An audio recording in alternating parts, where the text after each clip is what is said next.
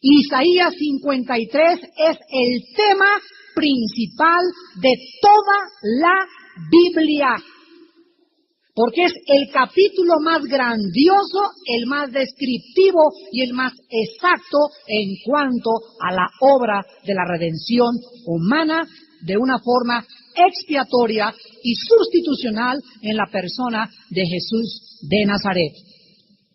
Para completar este análisis breve, debemos agregar que los últimos 3 versículos del capítulo 52 están directamente relacionados con todo el capítulo 53 del libro de Isaías. Entonces, el mensaje total del programa de la redención abarca los últimos 3 versículos del capítulo 52 y los 12 versículos del capítulo 53. Tenemos, pues, en 15 versículos descrito el plan y la redención de la raza humana. El total de estos 15 versículos están centrados alrededor de un personaje histórico, de un hombre cuyos sufrimientos y triunfo final están descritos en sumo detalle. En el Nuevo Testamento se nos describe en el libro de los Hechos. Vayamos rápidamente al libro de los Hechos en el Nuevo Testamento, capítulo 8, que un día el evangelista Felipe es guiado y llevado por el Espíritu Santo junto a la carroza de un siervo político de una reina de Etiopía.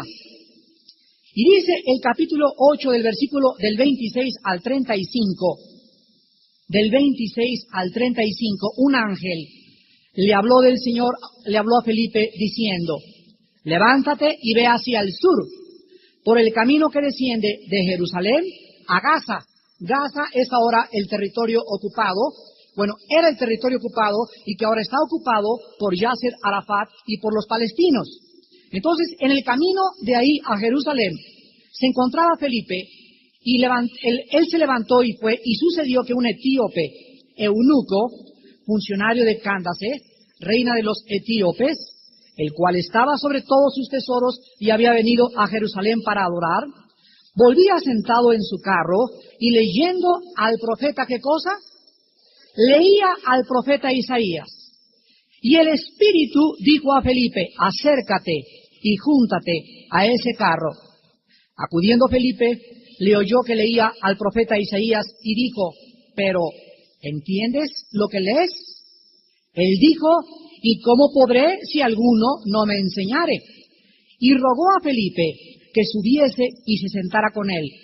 El pasaje de la Escritura que leía era este: como oveja la muerte fue llevado, y como cordero mudo delante del que lo trasquila, así no abrió su boca. En su humillación no se le hizo justicia, mas su generación, ¿quién la contará? Porque fue quitada de la tierra su vida. Respondiendo el eunuco, dijo a Felipe: te ruego que me digas, ¿de quién dice el profeta esto? ¿De sí mismo o de algún otro?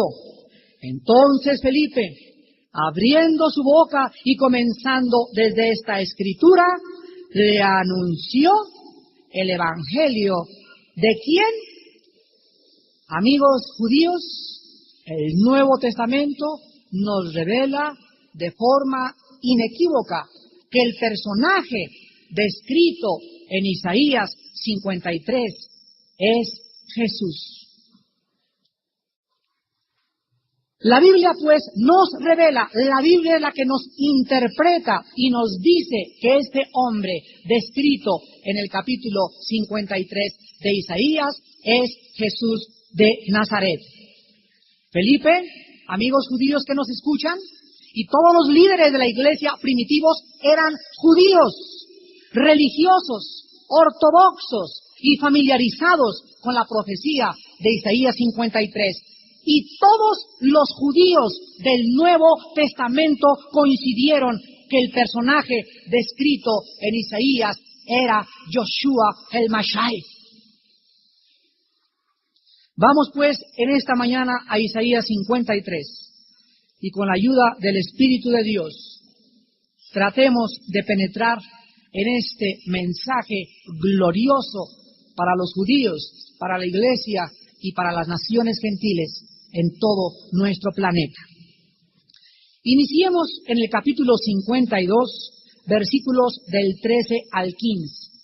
En esta mañana, como le doy gracias a Dios de que haya entre nosotros historiadores, maestros de historia, arqueólogos, agnósticos, ateos entre el público que nos visita. Le doy gracias a Dios porque cada vez que un cristiano ocupa un micrófono o un púlpito con la Biblia en la mano, podemos de una forma directa, concisa, precisa, mostrarle y con autoridad al mundo de que la Biblia es inspirada por Dios. No hay ningún otro conferencista en el mundo entero. Te pueden hablar de Demóstenes, de Nostradamus, del que tú quieras, que te pueda dar las evidencias históricas y proféticas demostrando que Jesús era el Hijo amado de Dios. Que Jesús es el Mesías y el Salvador y que sin Él tu vida carece de propósito y de sentido. Y en esta mañana, de una forma maravillosa, con la ayuda, repito, del Espíritu Santo, vamos a demostrarles a todos ustedes y a nuestros amigos judíos que escucharán esta conferencia, que esta profecía se cumplió 750 años después en el nacimiento, muerte, sepultura y resurrección de Jesús de Nazaret. Todo lo que está escrito en esta mañana y lo que vamos a estudiar fue escrito 750 años antes de que Jesucristo naciera y viniera a este mundo. Veamos pues en el capítulo 52, del 13 al 15, la introducción. He aquí que mi siervo será prosperado y será engrandecido y exaltado, y será puesto muy en alto. ¿Cómo se asombraron de ti muchos? De tal manera fue desfigurado de los hombres su parecer, y su hermosura más que la de los hijos de los hombres. Así asombrará él a muchas naciones. Los reyes cerrarán ante él la boca, porque verán lo que nunca les fue contado, y entenderán lo que jamás habían oído. Veamos en primer lugar en el versículo 13, que el Espíritu Santo introduce a este personaje, a este hombre, a este varón de dolores, como mi siervo. He aquí, mi siervo será prosperado. La frase mi siervo lo separa inmediatamente como alguien dedicado al servicio del Señor y reconocido por el Señor para su servicio. La palabra mi siervo será prosperado nos indica que este hombre, este personaje, realizaría totalmente y completaría con éxito el propósito por lo cual fue enviado al mundo. Dice, por ejemplo, en Isaías capítulo 42, versículo 1, he aquí mi siervo, otra vez, yo le sostendré, mi escogido, en quien mi alma tiene contentamiento. He puesto sobre él mi espíritu, él traerá justicia a las naciones. En Mateo 12:18 dice la Biblia lo mismo y exactamente se le identifica como el siervo de Dios. Dice Mateo 12:18, he aquí mi siervo, a quien he escogido, mi amado, en quien se agrada mi alma. Pondré mi espíritu sobre él y a los gentiles anunciará juicio. Observen, pues, que las profecías del Antiguo Testamento se cumplen exactamente y los escritores del Nuevo Testamento que nunca conocieron a Isaías ni a los profetas por el Espíritu Santo que tenían Isaías y los demás del Antiguo, el mismo Espíritu los dio a escribir que este personaje era el siervo de Dios. En relación a su ministerio sobre la tierra, Jesús dijo en Juan 6:38, he descendido del cielo no para hacer mi voluntad, sino la voluntad del que me envió. En Juan 17:4, Jesús dice, he acabado la obra que me diste que hiciese. Y en dos ocasiones en el Nuevo Testamento, desde el cielo, el Padre da testimonio del servicio de su siervo Jesús. Mateo 3:17. Y hubo una voz de los cielos que decía, cuando era bautizado Cristo, este es mi Hijo amado, en quien tengo complacencia. Y en Mateo 17:5, en el monte de la transfiguración, mientras él aún hablaba, una nube de luz los cubrió. He aquí una voz desde la nube que decía, este es mi Hijo amado, en quien tengo complacencia, a él oíd. Nunca jamás, cuando Buda vino al mundo, no hay ni un testimonio, ni una persona, ni un libro, ningún registro de que alguien sobrenatural en el cielo dijera, este gordito es el Mesías.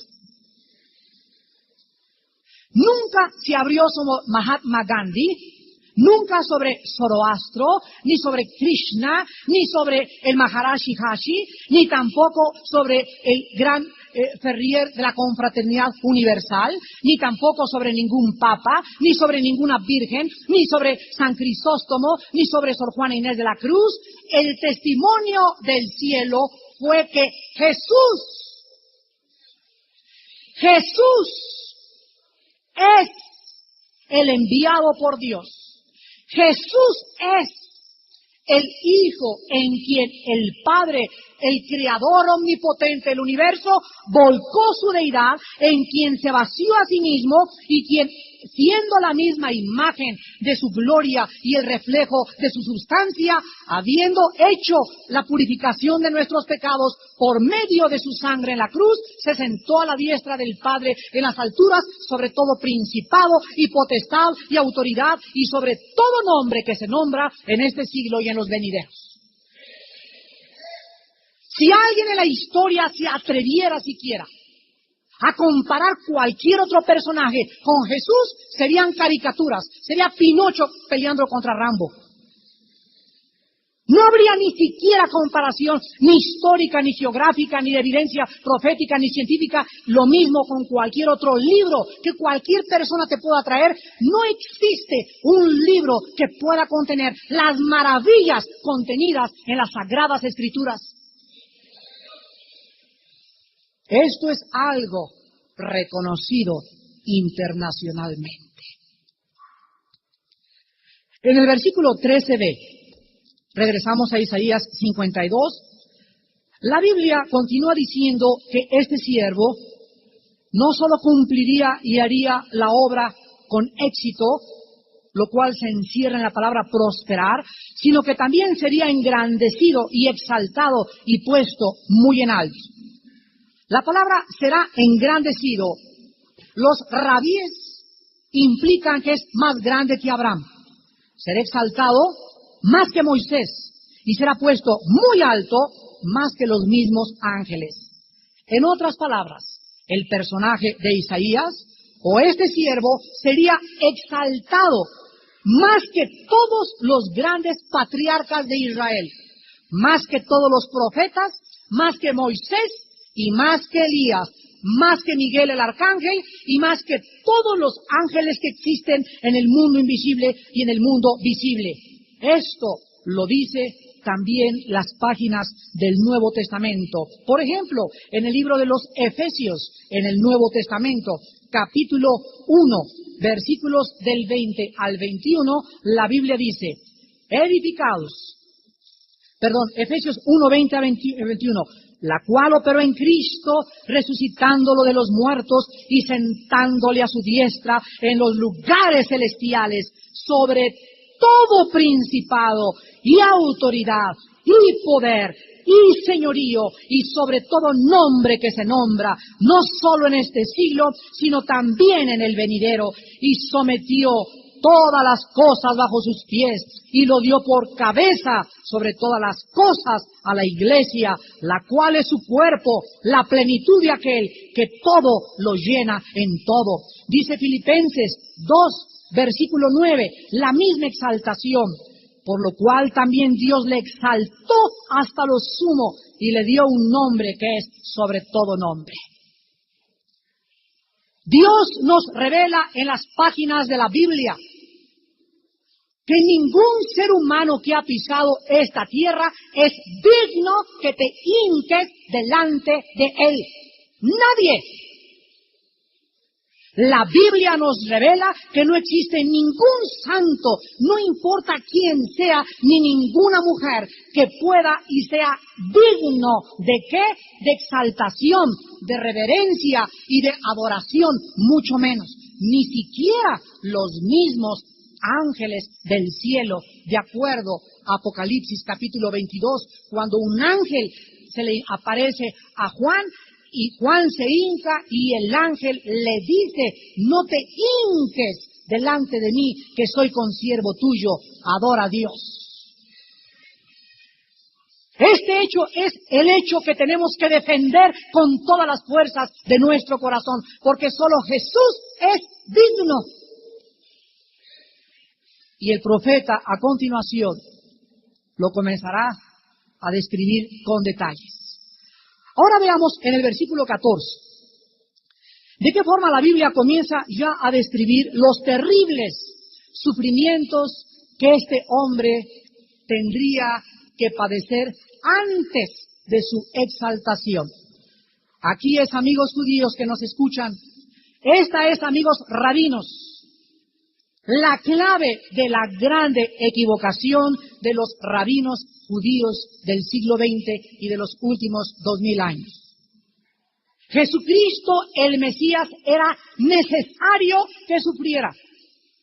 Los rabinos con los cuales yo he platicado me han dicho, pero ¿cómo puede el Padre haber hecho sufrir para nosotros? El juicio de ese hombre era por sus pecados. Y el secreto en Isaías es revelarnos que los sufrimientos de Cristo no se debieron a que el Padre estaba enojado con Él por causa de sus pecados, sino todo lo contrario. El juicio que Cristo recibe en su cuerpo, los sufrimientos de Cristo en su vida, la angustia de su alma, era por causa nuestra. La obra de Cristo en la cruz fue una obra sustitucionaria. En nuestro lugar, en tu lugar y en mi lugar, el juicio, el látigo, el infierno, la maldición que tú y yo merecíamos fue descargada, fue puesta en la persona del hombre en quien el Padre tenía toda su complacencia. Estos terribles sufrimientos y castigos que sufrió Jesús hicieron que la misma gente que le contemplaba en la cruz no reconociera su rostro, desfigurado por lo que todos el profeta anuncia con 750 años de anticipación, se iban a asombrar cuando vieran su rostro en la cruz. En el Nuevo Testamento se describe todos estos sufrimientos en detalles, principalmente cuando comienza la agonía en el huerto de Getsemaní. Lucas 22:44, Jesús dice, mi alma está angustiada hasta la muerte, y este personaje de Isaías comienza a transpirar sangre a través de su piel. Fue tan intensa la agonía, el preámbulo al monte Calvario, la antesala de la muerte, que Jesús no comenzó a sufrir por los clavos, por la perforación de su cabeza, con las espinas, por la perforación de sus pies, no comenzó a sufrir por el látigo romano, comenzó a sufrir en agonía el Mesías, Jesús Nazareno, porque en las próximas horas el Padre se separaría de él. Moriría abandonado en la cruz. La Biblia dice que después del huerto de Getsemaní continuaron los sufrimientos en la casa del sumo sacerdote. Mateo 26:67, que coincide con Miqueas 4:14, cuando le comienzan a bofetear en la cara, a romperle la nariz, la boca y los dientes a puñetazos. Después de todo esto, dice Mateo, el evangelista, en el capítulo 27, versículos del 27 al 31, de qué forma continuaron los sufrimientos de Cristo. Mateo 27 al 31, y dice, entonces los soldados del gobernador llevaron a Jesús al pretorio y reunieron alrededor de él a toda la compañía, y desnudándole, le echaron encima un manto de escarlata y pusieron sobre su cabeza una corona tejida de espinas y una caña en su mano derecha, e hincando la rodilla delante de él, le escarnecían diciendo: «Salve, Rey de los judíos», y escupiéndole tomaban la caña y le golpeaban en la cabeza. Después de haberle escarnecido, le quitaron el manto, le pusieron sus vestidos y le llevaron para crucificarle. Esto coincide exactamente con Isaías 56. El profeta dice en Isaías 56: «Di mi cuerpo a los heridores y mis mejillas a los que me mesaban la barba. No escondí mi rostro de injurias y disputos». Profetizado con cientos de años de anticipación, que le arrancarían las barbas, que le escupirían, que se burlarían. Todos los detalles del Calvario de Cristo fueron anunciados de antemano por el Espíritu Santo. Es lógico que después de todas estas cosas, Jesús fue llevado al monte Gólgota para ser puesto y colgado en una cruz, en medio de dos ladrones, como un vulgar criminal, cumpliendo la profecía también de Zacarías 12, versículo 10. Y después de esto, es lógico lo que acabamos de leer en Isaías 52, 13 y 14. Fue desfigurado de los hombres su parecer. Isaías profetizó que los golpes, los escupitajos, las espinas, la sangre que corría sobre los párpados de Cristo y el acontecimiento de la cruz del Calvario desfiguraría totalmente el rostro del Hijo de Dios. Ahora veamos en el versículo 15 de Isaías 52 los resultados de los sufrimientos de Jesús. Así asombrará él a muchas naciones. Los reyes cerrarán ante él la boca, porque verán lo que nunca les fue contado y entenderán lo que jamás habían oído. La palabra asombrar es muy curioso que en el original hebreo sea la palabra que se usa en Levítico y en Números como rociar. En otras palabras, si tú lees la Biblia en hebreo, dice: así rociará él a muchas naciones. Es la palabra hebrea nazá, con Z y H al último, que se tradujo salpicar o rociar más de 20 veces en Éxodo, Levítico y Números, denotando siempre la purificación resultante de un sacrificio. ¿Qué es lo que dice Isaías? Que la muerte del Mesías salpicaría. ¿Qué fue lo que salpicó Cristo? La sangre. En otras palabras, esa muerte del Mesías, esa sangre que salió de él, podría purificar a las naciones gentiles del mundo entero. La palabra naciones se refiere a las naciones gentiles, y aquí se profetiza que la mayoría de las naciones del mundo conocerían acerca de la muerte y sufrimientos de Jesús. Dice el versículo: asombrará a muchas naciones. Reyes cerrarán ante la boca, porque verán lo que nunca les fue contado y entenderán lo que jamás habían oído. Díganme ustedes, ¿qué nación en el mundo no conoce la historia de Jesús Nazareno? La historia de Jesucristo y el Monte Calvario es la historia más grande jamás contada a toda la humanidad. Los chinos, los rusos, italianos, japoneses, tailandeses, asiáticos, caucásicos y negros, todos han oído y conocido de Jesús de Nazaret. Y todos los reyes, los príncipes, como Napoleón Bonaparte, estando en la isla desterrado por el gobierno francés, dijo: si Jesucristo no era Dios, Él no pudo haber hecho lo que Dios hizo en la persona de Jesús de Nazaret. Las palabras de Napoleón Bonaparte, las palabras de Blaise Pascal, el gran científico, las palabras de Isaac Newton: Jesucristo es el centro de la historia de la humanidad. Albert Einstein dijo: no es posible que un universo haya podido ser dados echados por Dios. Dios no juega a los dados, en todo hay un centro, y el centro de la historia es Jesucristo. El centro de la historia es Jesucristo. Los días los contamos a partir de Cristo. Fue tan grande el impacto de Cristo en la historia que dividió la historia humana antes y después de Cristo. Así se cuenta la historia aún en China. La Biblia dice, los reyes cerrarán su boca y asombrará a muchas naciones. Ahora vayamos al capítulo 53 y veamos en los primeros 3 versículos la descripción detallada de los sufrimientos y la obra de Cristo en la cruz del Calvario. El capítulo 53, en el versículo 1, se inicia con una advertencia. Y dice la Biblia, ¿quién ha creído a nuestro anuncio y sobre quién se ha manifestado el brazo de Jehová? Esta profecía mesiánica se inicia advirtiendo contra el peligro de que este mensaje dado por Dios en esta mañana te advierte que este mensaje que proviene de su Espíritu sea recibido por muchos con incredulidad.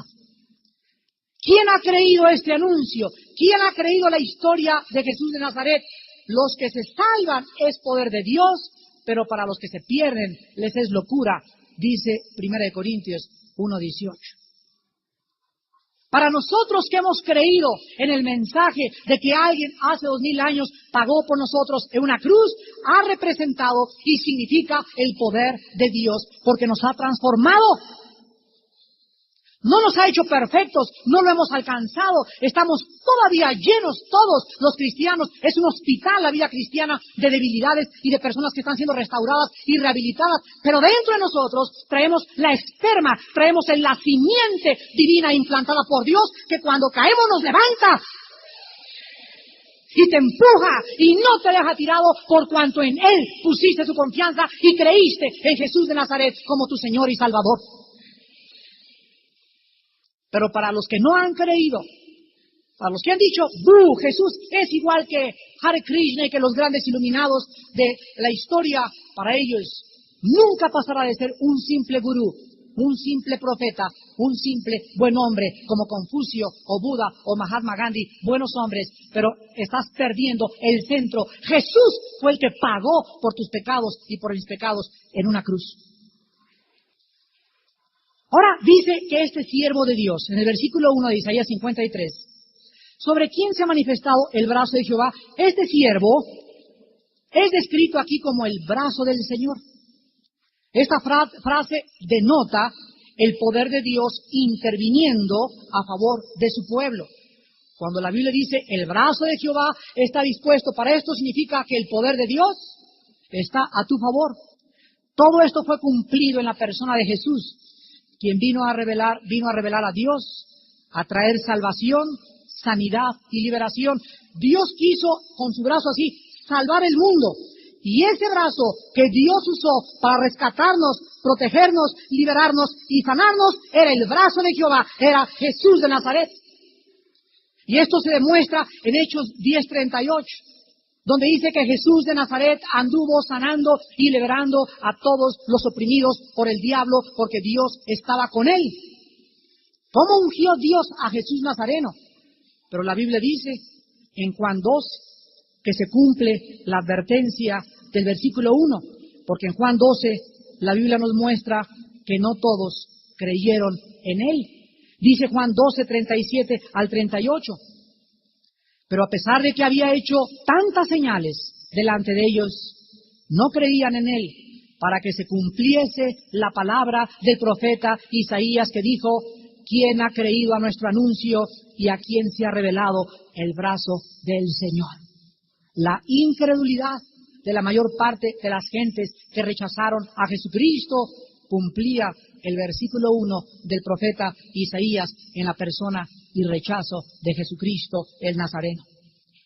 Ahora también dice la Biblia en el versículo 2 de qué forma serían los primeros años y el crecimiento de la vida de este Mesías.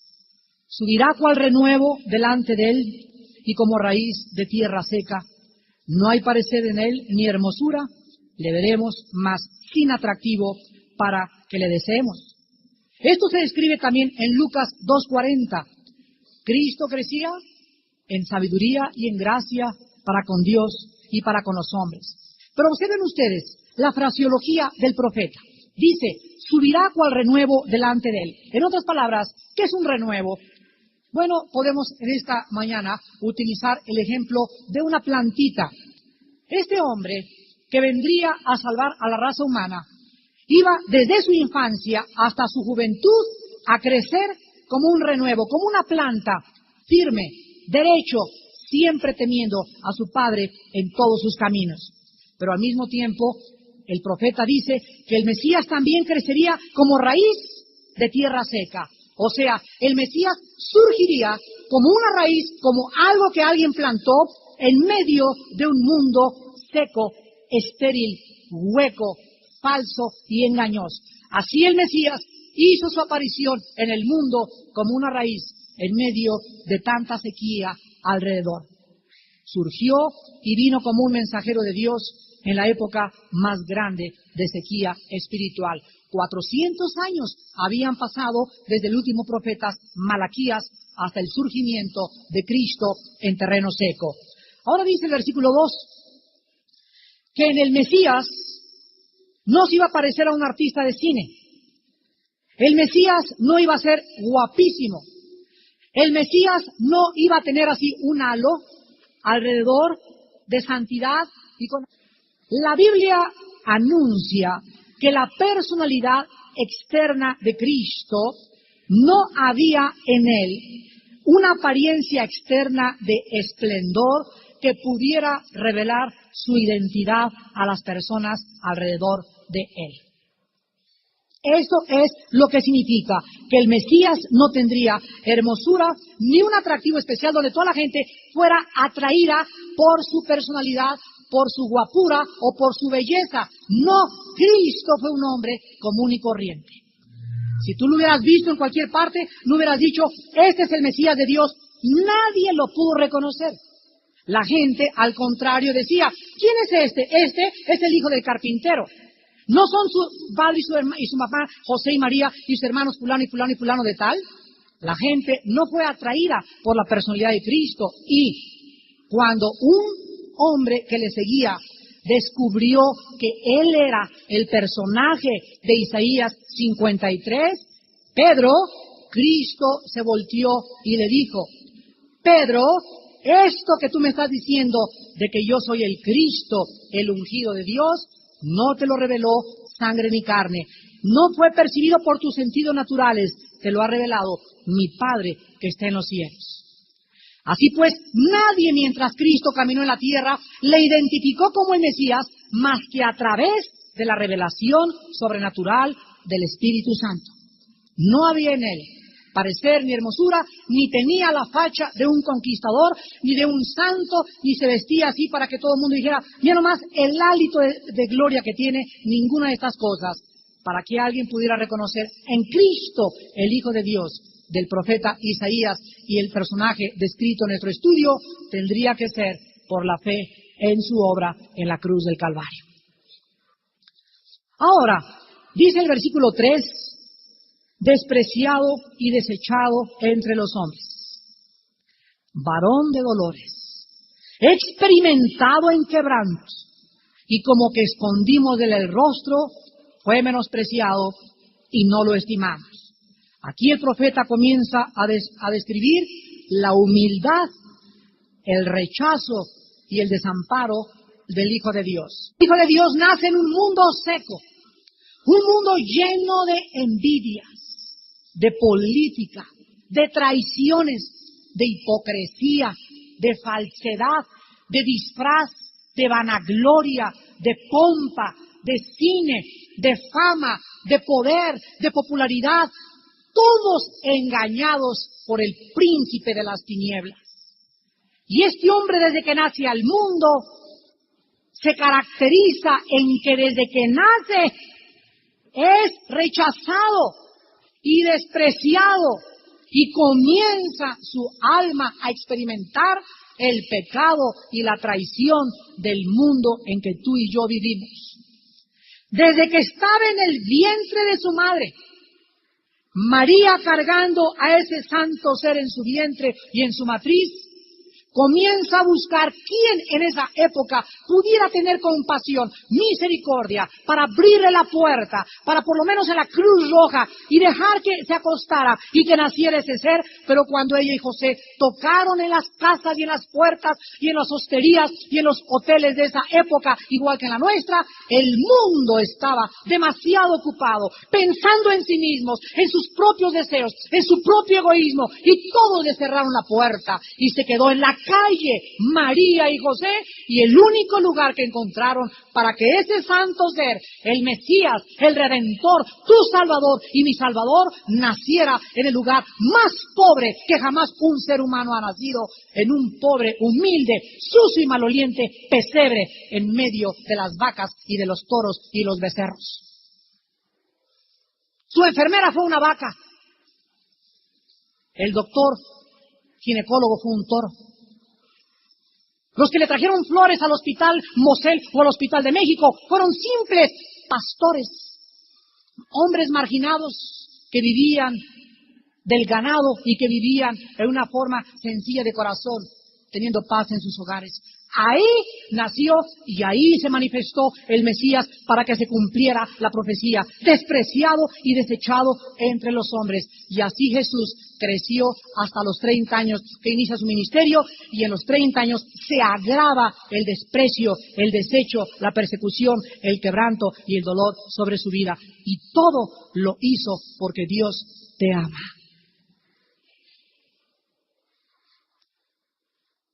Dios te ama. De tal manera amó Dios al mundo.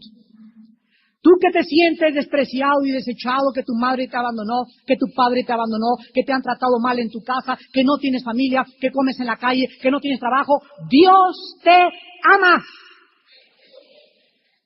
Dios pagó por ti, Dios murió por ti. Todo lo que Jesús vamos a continuar a desarrollar, lo hizo por ti y por mí, para que comprendiéramos y entendiéramos lo precioso que significamos para Él. Hasta que los seres humanos asimilen, entiendan en su comprensión de que no venimos de los animales, que somos algo precioso para Dios, es cuando el ser humano recupera su valía, es cuando comienzas a recuperar tu despersonalización, cuando te comienzas a valorizar como lo que tú eres algo valiosísimo de Dios. Tanto vales que Dios muere por ti en la cruz. La Biblia dice en el versículo 3, despreciado y desechado entre los hombres, varón de dolores, experimentado, o sea, continuamente estaba experimentando en su vida desprecios, humillaciones, desilusiones, frustraciones, contradicciones, dice Hebreos 12, 2 y 3. No se canse vuestro ánimo hasta desmayar. Piensa en aquel que sufrió tal contradicción de pecadores, para que tu ánimo no se canse hasta desmayar. ¿Te sientes muy desilusionado de veras por muchas cosas que has atravesado? ¿Hay alguien que se sienta ya amargado por tantas persecuciones que has tenido o por las cosas que ha pasado en tu familia o tu iglesia o el país o lo que sea? ¿De veras hay alguien en esta mañana que pueda decir, ya estoy desilusionado con todo, ya no quiero hacer nada? Piensa en Cristo, experimentado en quebranto. Él fue desilusionado más que tú y más que yo. Y sin embargo, supo cuál era su misión y se fue como su rostro, como el pedernal, lo puso y enfrentó la cruz con gozo, porque sabía que después de esta vida de desilusión, de tristeza y de amargura, venía la exaltación del Padre. Y lo mismo Dios tiene para ti y tiene para mí, si continuamos creyendo en su santo y bendito nombre. ¡Aleluya! Dice la Biblia que escondimos de él el rostro, versículo 3, fue menospreciado y no le estimamos. Aquí encontramos nosotros en este versículo que en la cruz Cristo vio de qué forma todos le abandonaban. Todos escondieron el rostro mientras él colgaba en vergüenza y agonía pública. No te conozco, le dijo Pedro, yo no lo conozco, y comenzaron todos como conejos y le dejaron solo. Y por si fuera poco, no solo sus seguidores le abandonan, no solo los cientos de gentes a quienes les dio de comer. ¿Dónde estaban esos 5,000 que comieron peces y panes y vieron el milagro de la multiplicación? ¿Dónde estaban a la hora de la cruz? ¿Dónde estaban esos hombres que le dijeron, daremos nuestra vida por ti? Todos huyeron, todos cometieron el pecado de alta traición. Todos fueron Judas. Todos se escondieron y le negaron, con la única excepción que después se arrepintieron y lloraron amargamente su pecado. La Biblia dice que en la cruz Cristo buscó, ¿dónde está José? ¿Dónde estará Pancho? ¿Dónde estará Juan? ¿Dónde está Carmelita, que era mi amiga? ¿Dónde está que en el momento en el que tú más lo necesitas, vas a descubrir que son pocos los amigos? Cuando estés en la cárcel, cuando estés en el hospital, cuando sientas que ya no hay nadie, ¿y dónde están aquellos? La respuesta es la siguiente: estaban contigo por conveniencia, porque les dabas de comer, les diste trabajo, les diste un hueso, les ayudaste en aquello, pero amigos que te amen en las buenas y en las malas son contados con las manos, con los dedos de la mano. Dice la Biblia en el versículo 4, ciertamente llevó Él nuestras enfermedades y sufrió nuestros dolores, y nosotros le tuvimos por azotado, por herido de Dios y abatido. Quiero que vean las palabras que describen el sufrimiento de Cristo, comenzando desde el versículo 3. Despreciado, desechado, quebrantado, menospreciado, dolores, enfermedades, azotado, herido, abatido, molido, castigado, angustiado, afligido, herido, enmudecido. Todas estas palabras tienen un gran significado. El tiempo es muy corto para estudiar cada una de ellas, pero todas describen de qué forma Dios estaba quebrantando y haciendo sufrir a su Hijo en nuestro lugar. Dice el versículo 6 que Dios cargó en Él el pecado de todos nosotros. Dios cargó el pecado de todos nosotros. En otras palabras, la palabra cargar significa poner sobre algo, sobre alguien algo. Y la palabra pecado aquí significa, la palabra hebrea abón, significa rebelión, e incluye las consecuencias de la rebelión. Esto es lo que dice la Biblia.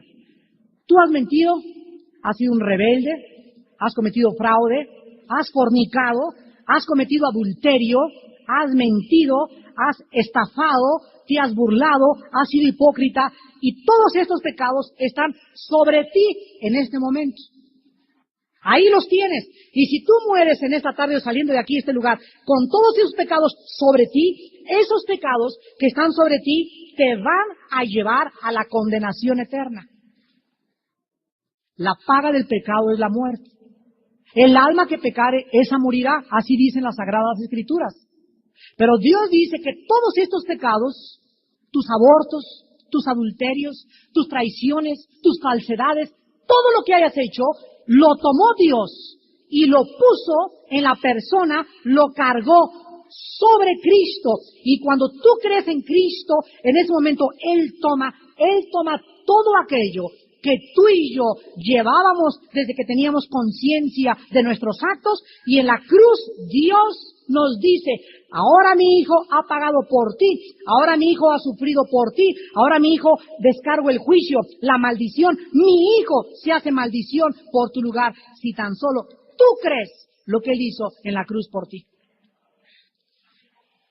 ¡Qué grande salvación! ¡Qué salvación tan aparentemente compleja, secundariamente simple! Hay mucha gente que dice que nada más así porque sí, así nada más porque sí. La palabra en la cruz es locura, dice 1 Corintios 1, a los que se pierden. Y mucha gente quiere algo complicado. No. Yo me tengo que ir de rodillas al Popocatépetl, ida y vuelta. Yo tengo que cargar una cruz el día ahí en Puebla y ponerme sobre nopales y acostarme sobre espinas para que Dios me acepte. No. El mensaje de la Biblia es: por gracia somos salvos. Esto Dios te lo regala sin que te vayas al Popocatépetl, sin que te vayas a la villa, sin que comulgues, sin que te arrastres, sin que sufras, solo creyendo por la fe en la sangre del Hijo de Dios. ¿Por qué escogió Dios esta manera en la que tú y yo pudiéramos tener el cielo? Para avergonzar la sabiduría de los sabios, para destruir el intelecto humano, para que sus pensamientos fueran demostrados que no es la forma nuestra. Nuestros pensamientos es: sálvate a ti mismo. El pensamiento de Dios es: yo te salvo. tus caminos es, tengo que hacer obras, tengo que hacer algo para aliviar mi conciencia. Dios dice, es gratuitamente. Romanos 3, 23 al 25, siendo justificados gratuitamente por la redención que es en Cristo Jesús, a quien Dios puso como propiciación por nuestros pecados, para que Él sea el justo y el que justifica por la fe en el Hijo de Dios. La Biblia nos dice, versículo 5, Él herido fue por nuestras rebeliones, molido por nuestros pecados, el castigo de nuestra paz fue sobre Él y por su llaga fuimos nosotros curados. La palabra herido en el hebreo significa perforado. Cristo sufrió diferentes perforaciones, laceraciones, heridas en su cuerpo físico, pero hay tres cosas principales que fueron perforadas. Fue perforada su cabeza con espinas. Y cuando dice aquí el profeta que iba a ser herido, significa perforación, es la palabra hebrea chalai, perforar, atravesar con algo. La cabeza le fue perforada por espinas de 3,5 pulgadas que existían en la Palestina. ¿Se imaginan ustedes toda la cabeza perforada hasta el cráneo con espinas durante más de 6 horas? Al mismo tiempo sus manos fueron perforadas, la mano izquierda y la mano derecha. Después fue perforada sus pies. Los dos juntos fueron atravesados de lado a lado y finalmente fue perforado en su costado por una lanza del centurión romano. Herido fue por nuestras rebeliones. Perforado fue Jesucristo por ti y por mí. Y finalmente, la Biblia nos muestra que la muerte de Cristo cubrió dos aspectos diferentes. Uno en el área espiritual, el otro en el área física. La Biblia dice en el versículo 5, Él herido fue por nuestras rebeliones, molido por nuestros pecados, el castigo de nuestra paz fue sobre Él, y por su llaga fuimos nosotros curados. La muerte de Cristo, el látigo romano que desgajó su espalda, la cruz que le hicieron cargar, las perforaciones en su frente, en sus manos, en sus pies y en su costado, todas estas cosas y cada uno de los detalles de la sangre que salía de su cuerpo tenía el propósito revelado en la Biblia de perdonarte a ti y a mí. Dios escogió este plan para que nosotros comprendiésemos bien, en primer lugar, que la Biblia nos enseña que Cristo fue castigado para que tú y yo pudiéramos tener paz. Hace 3 días estaba platicando con un hermano en Cuernavaca y me dice, Armando, quiero contarte mi historia. Hace 5 o 6 años he sido diagnosticado como maníaco depresivo esquizofrénico. Fui a ver a un psicólogo y el psicólogo me comenzó a dar Dexotan, pastillas tranquilizantes. Me dijo, si te sientes mal, tómate esta pastilla, si te sientes mal, tómate esta pastilla, etcétera, etcétera. A los 3 años de tomar pastillas tranquilizantes, me di cuenta que mi estado se agravó. Esa paz que buscaba, esa tranquilidad, se convirtió en angustia con intentos de suicidio. Dejé de ver a ese psicólogo y fui con un psiquiatra. Y el psiquiatra me dice, pero qué bárbaro, cómo ese psicólogo te recetó pastillas tranquilizantes. ¿Cuál es la solución? Mira, te tenemos que internar durante aproximadamente 2 años en el manicomio. Pero te va a costar 18 millones de pesos. Y quiero decirte que me los tienes que pagar por adelantado por si te vuelves loco. Dice, cuando yo iba al psiquiatra, que ahora no eran pastillas, sino que necesitaba ser internado, dije, esto es una locura, ¿cómo puedo internar si yo no estoy loco? Mis hijas, mi esposa, mi trabajo, ¿qué voy a hacer? El psiquiatra dijo, te tenemos que internar, porque si los tranquilizantes no hay un resultado, te tenemos que tratar las 24 horas del día en un hospital psiquiátrico. Entonces, este hombre escuchó, oyó y recibió el mensaje del Evangelio de la gracia de Dios. Y escuchó en un cassette que el predicador decía, por sus llagas fuimos curados. Molido fue por nuestros pecados. Lo único que tienes que hacer es levanta las manos, los ojos al cielo y dile, Señor, perdóname. Señor, no hay nadie más que tú. Oh Cristo, sálvame, creo en ti como el Salvador. Y la Biblia dice que en ese momento, Romanos 5:1, justificados por la fe, tendrás paz para con Dios por medio de Jesucristo, nuestro Salvador. La única forma en que una persona pueda ser colocada en una relación correcta con Dios es mediante la fe en el Evangelio de la gracia de Dios en la sangre derramada de Jesús de Nazaret. Ese momento cambió la vida de este hermano, la transformó y me vino a visitar para decirme, ahora quiero decirte que lo que más me atormentaba, lo que no me dejaba vivir, mis problemas mentales, ahora sé que todo fue ocasionado por la culpa de mis pecados pasados. Lo que le hice a mi exesposa, me dice, yo era un alcohólico, la maltraté, abandoné a mis hijos, toda esa culpa, todo lo que le hice a mi padre, a mis hijos, a mi esposa, me atormentaba día y noche, y el diablo, aprovechándose de eso, me estaba llevando a la destrucción, al cigarro, al alcohol, a los tranquilizantes, acabando con mi vida, con taquicardias, todo. ¿Por qué? Porque el diablo vino a matar, robar y destruir. Y ahora dice, tengo paz. Ahora mis culpas han sido perdonadas. Ahora sé que Cristo llevó todo eso en la cruz por mí. Y ahora yo quiero, después de todo lo que Él hizo por mí en esa cruz, quiero vivir para adorarle, para servirle y para consagrarme los restos de mis días en su ministerio.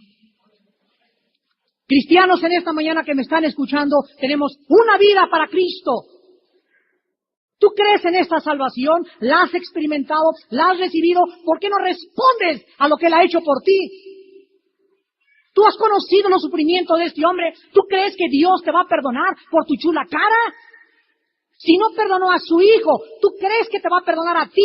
Si quieres continuar viviendo como vivías antes, estás muy equivocado. La Biblia dice, fuimos salvados, redimidos, bautizados con el Espíritu Santo y liberados de Satanás para servir al Dios vivo, para consagrarnos, para ser santos en toda nuestra manera de vivir, porque nos queda una sola vida. ¿Qué estás haciendo, hermano y hermana en Cristo, con la vida que Dios te ha dado por la gracia, la muerte y los sufrimientos de su Hijo Jesucristo? Es hora que cada día meditemos y volvamos a desenterrar las verdades elementales y básicas del Evangelio de la gracia de Dios. Dios nos ama. Perdónense unos a otros como Cristo nos perdonó.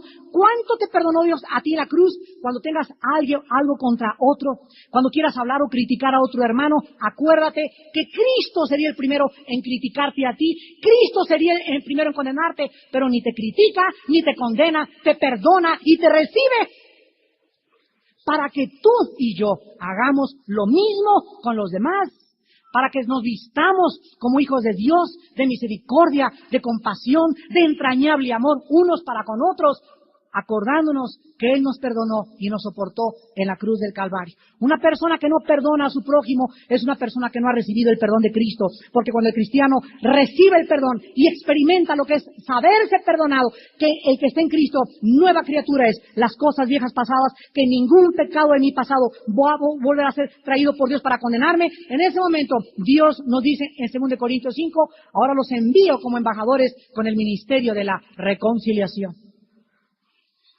Somos enviados como pacificadores a un mundo egoísta, un mundo pagano, un mundo idólatra, un mundo centrado en sus propios intereses. Nosotros continuamos llevando este mensaje hasta el fin del mundo. Estará ahí con nosotros para cumplir nuestro testimonio. Hermanos, el mensaje de Cristo, la Biblia lo muestra de una forma clara y directa, es el justo muere por los pecadores. El que no conoció pecado, 2 Corintios 5:21, por nosotros se hizo pecado, para que nosotros fuésemos hechos la justicia de Dios en Él. El mensaje de la cruz es el mensaje más peculiar, es el mensaje más singular, es el mensaje más precioso, la historia de amor más grande jamás contada. Que Dios estaba en Cristo, no tomándonos en cuenta nuestros pecados, sino mostrándonos su amor y su misericordia. Ahí en el clímax de la muerte, con las espinas en la cabeza, con los clavos en la mano, con los pies atravesados, con el cuerpo ensangrentado, con la asfixia de la laringe que ya no podía ni siquiera, los pulmones que no podía ya levantarse para respirar, colgando su cuerpo, agonizando su cuerpo, ensangrentado y desfigurado enfrente de todos, desnudado para vergüenza pública. Ahí en la cruz gritó y dijo: Padre, perdónalos.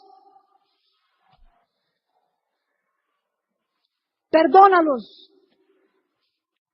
porque no saben lo que hacen. Y ejemplo nos dejó para que sigamos sus pisadas. Para que entendamos que en la muerte a nuestro ego se encuentra la verdadera felicidad. Y para que sepamos que solo la santidad nos podrá dar la paz con Dios. ¿Tienes tú en esta mañana esta paz? ¿Has recibido este perdón o serías y cometerías tal locura de despreciar lo único que vale la pena en esta vida? Lo único que es gratis en esta vida es la salvación. ¿Cómo podría alguien, después de escuchar este mensaje de perdón, de reconciliación, de restauración y de vida eterna, decir, yo estoy bien con mi vida? La Biblia dice, el camino de los hombres es locura cuando rechazan a aquel que dio su vida por ti y por mí en la cruz. Yo les invito en esta mañana a muchos de ustedes que crean este mensaje, el Evangelio de la gracia de Dios. Que hay alguien en la historia que pagó por ti y por mí. Y que si tú crees en esa muerte y en esa sangre derramada en la cruz, Dios en este mismo instante, hoy mismo, sin que tengas que hacer nada más, ni no hay nada que se le agregue a la hora perfecta del sacrificio de Cristo, Dios te da en esta mañana dos cosas principales. Número uno, te perdona todos tus pecados. Oiga, Señor, es que yo he matado a 150 personas. Dios dice, la sangre de Cristo perdona el asesinato de 100 millones de personas. Que yo arrastré a mi abuelita por toda la vecindad, la sangre de Cristo te perdona. Señor, pero yo abandoné a mis últimas 3 mujeres, casi mato a la última, casi mato a mis hijos. La sangre de Cristo perdona todo pecado. Yo soy lesbiana, he hecho lo peor, me he drogado, he tomado cocaína, me he ido con tantas mujeres, soy homosexual. La sangre derramada en la cruz del Calvario tiene poder. No hay un pecado que alguien pueda decir no tiene perdón. La Biblia dice, hay perdón en la sangre de Cristo. Este es el poderoso mensaje de la salvación que Dios nos ha entregado. Arrepiéntanse pues. Esa es la única condición. Arrepiéntanse. Crean en Jesucristo. Vengan a la cruz del Calvario. Acepten esa sangre. Gratis, sin hacer nada. Y reciban en esta mañana la herencia con los santificados, salpicados con la sangre de Cristo, para que tu alma pueda desde este momento tener la paz con Dios. Inclinemos nuestra cabeza. Desde el cielo, el Padre da testimonio del servicio de su siervo Jesús. Mateo 3:17. Y una voz de los cielos que decía, cuando era bautizado Cristo, este es mi Hijo amado, en quien tengo complacencia. Y en Mateo 17:5, en el monte de la transfiguración, mientras él aún hablaba, una nube de luz los cubrió. He aquí una voz desde la nube que decía, este es mi Hijo amado, en quien tengo complacencia, a él oíd. Nunca jamás, cuando Buda vino al mundo, no hay ni un testimonio, ni una persona, ni un libro, ningún registro de que alguien sobrenatural en el cielo dijera, este gordito es el Mesías.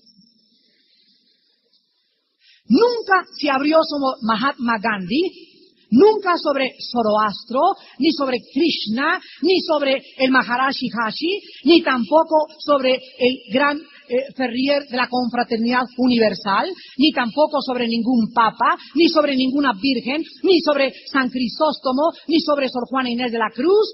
El testimonio del cielo fue que Jesús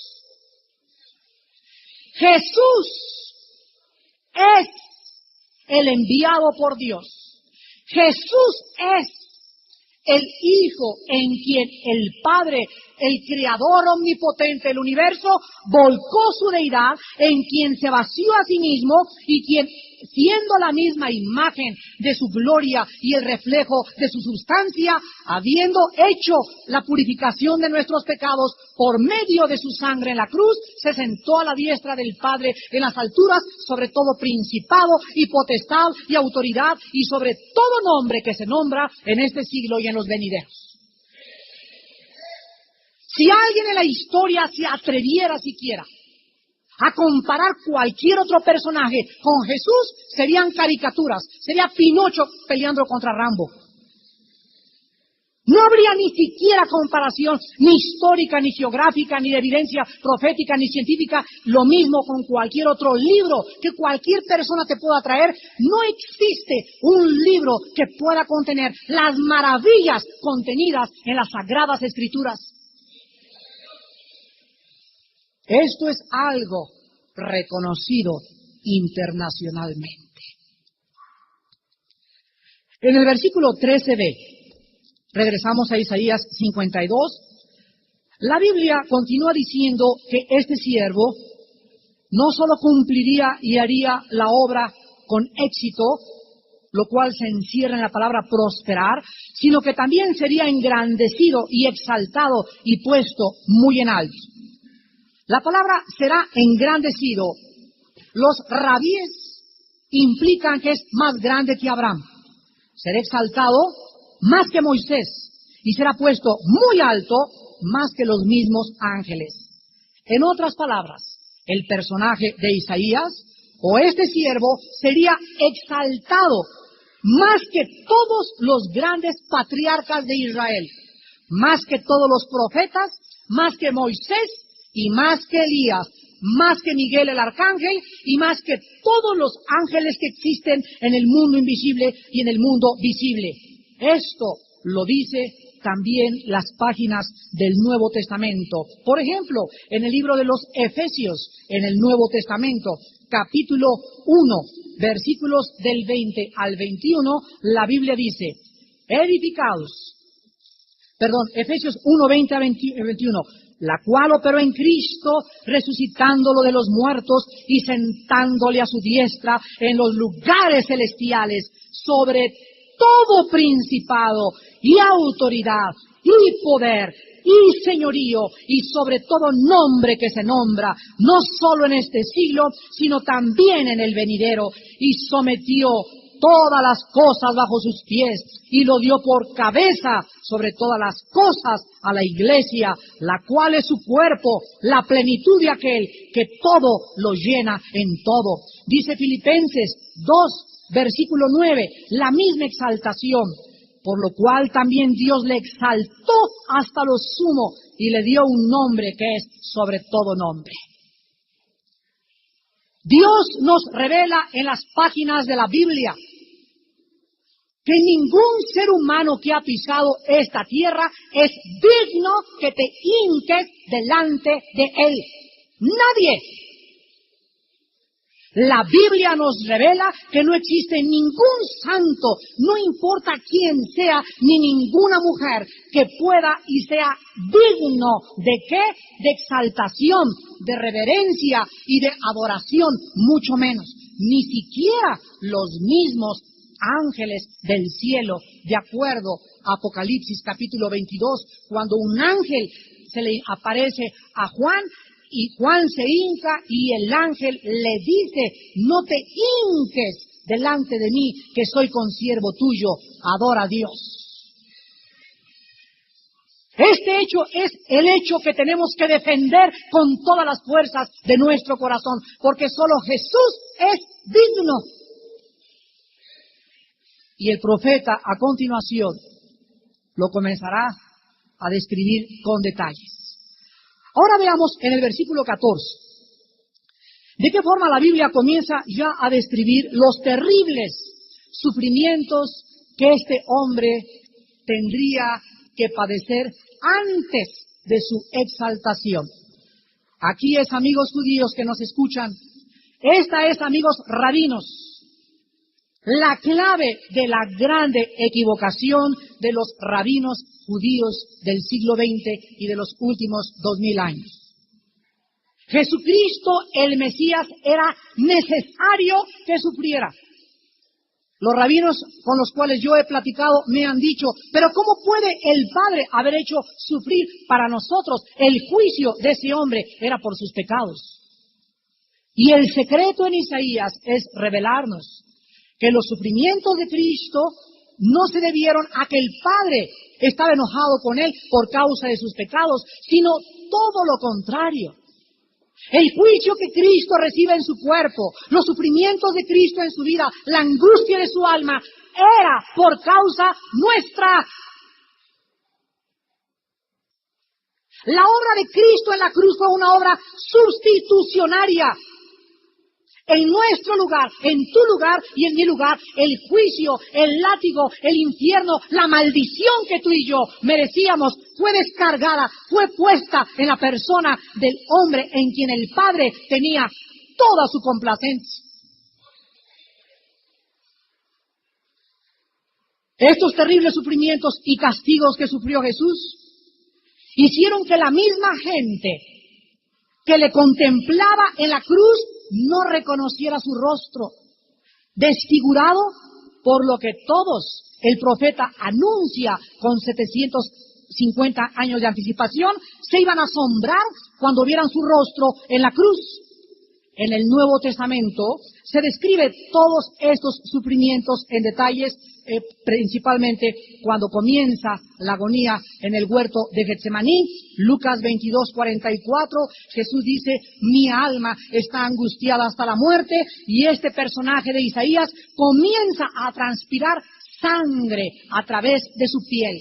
Fue tan intensa la agonía, el preámbulo al monte Calvario, la antesala de la muerte, que Jesús no comenzó a sufrir por los clavos, por la perforación de su cabeza, con las espinas, por la perforación de sus pies, no comenzó a sufrir por el látigo romano, comenzó a sufrir en agonía el Mesías, Jesús Nazareno, porque en las próximas horas el Padre se separaría de él. Moriría abandonado en la cruz.